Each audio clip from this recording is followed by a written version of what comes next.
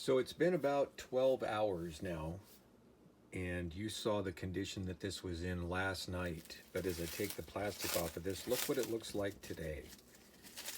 It's completely different, isn't it? I'll hold it up so you can see it. You see how it got bubbly, and it's very, very active. That was all with 1/8 of a teaspoon of yeast, and it sat overnight. Now I measured the temperature in the area that I set it last night, and it was about 65 degrees. So it doesn't have to be incredibly warm, but you want it to be active. So to this is our poolish beginning. This actually, no, I take that back. This is the poolish. So what we're going to do now is we're going to make the dough for the pizza. So in this particular recipe, the way that this works is you take your water, needs to be 105 degrees. And we're going to use half of the amount that we used yesterday. Remember, we used 2.5 cups, or 2.25 cups yesterday of water. So today we're going to use 1 1/8 cup, or 250 grams. And for a poolish, it's going to be very sticky, and it's stuck to the side of the bowl right now, currently.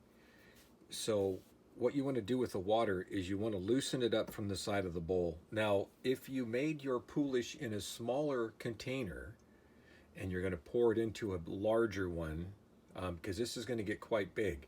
So if the bowl that you're using isn't big enough to hold all this, you're going to have to cut this away and put it into another bowl and then continue. But I'm going to do everything in this video in this bowl. So I'm going to pour the water in it. It's 105 degrees, and it's 1 1/8 cup, or 250 grams. Now, if you have a bowl scraper, that's going to help you out tremendously. And this is a bowl scraper. It's just a piece of plastic, but you can pull it away from the sides of the bowl. You can see how sticky it is. So you're going to work this away from the edges of the bowl, just so that it mixes thoroughly when you put everything into it. And you can see how now it's pulling away from the bowl really nicely. So you released it from the bowl. That's one of the benefits of putting water into it. So now into this, we're going to add the water. Everybody say hi to Tucker. Okay, and then we're going to need 500 grams of flour again. Now remember, yesterday it was 3.5 cups measured, flat, unsifted, just regular flour, and I used a 1 cup measuring cup and flattened it off on the top. I use a knife because it's got a flat edge, but you're going to need 500 grams again, which means you're going to need another 3.5 cups. So we're going to add that to this. But I don't want you to add it all at once. Add about half of it, and then we're going to mix this in. So you're going to just mix this all together, and it's going to be really warm. So we're going to mix our flour into it. Now, what you're looking for here is you want to incorporate all of the flour again. And if you do it all at once, you run the risk of having chunks of dough, or not incorporated into the liquid. Nice and sticky. Okay, so you can see how it's starting to come together. So I'm going to add some more of my flour, and I'm going to add the salt and the yeast this time as well. So there's the rest of my 2nd cup. We'll go for the 3rd cup now.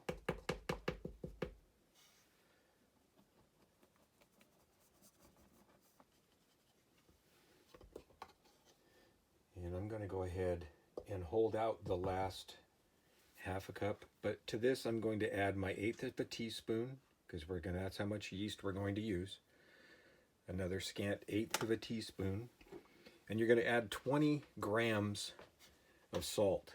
Now, 20 grams is a heavy tablespoon. Interesting thing about salt, and I'll talk to you about it while I mix this up, is each salt weighs differently.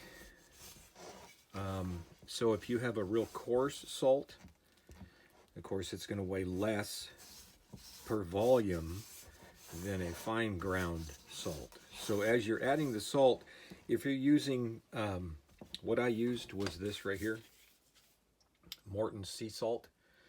A heavy tablespoon was 20 grams.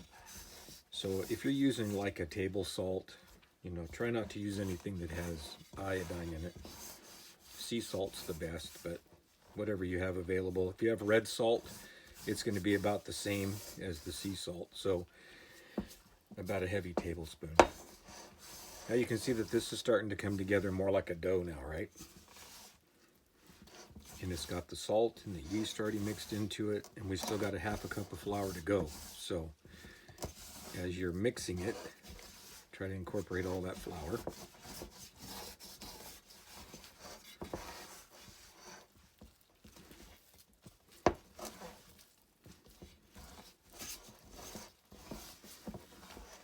And this is going to be a wet dough. It's not going to be dry like a bread dough.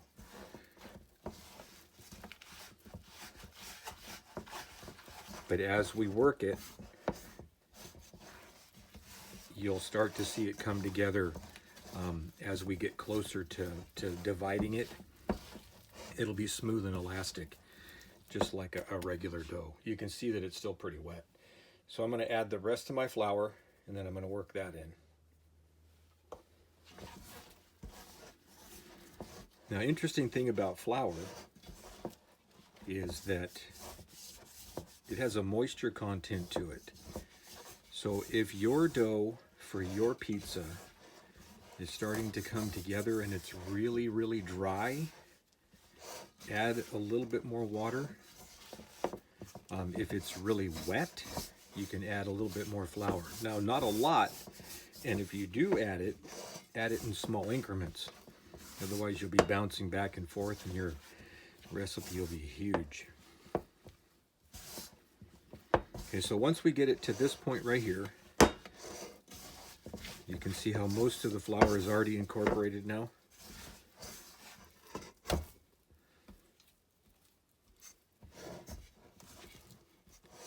In a minute, we're going to do a stretch and fold on this. I'm going to let it set for just a second as I clean my hand off. And you can still see how it's still really wet? It's a very, very wet dough. So don't be alarmed, because this is what's going to give you all those great big nice air pockets inside your pizza crust. You got it all mixed together, all your flour's incorporated. You're going to let it sit for just a little while, but see how rough and bumpy it is? We will need to work that out. So about 10 to 15 minutes after you mix it, you're going to go ahead and grab an edge and you're going to fold. And when you first start, it's going to tear. It's going to be not very elasticy, and it's going to want to tear.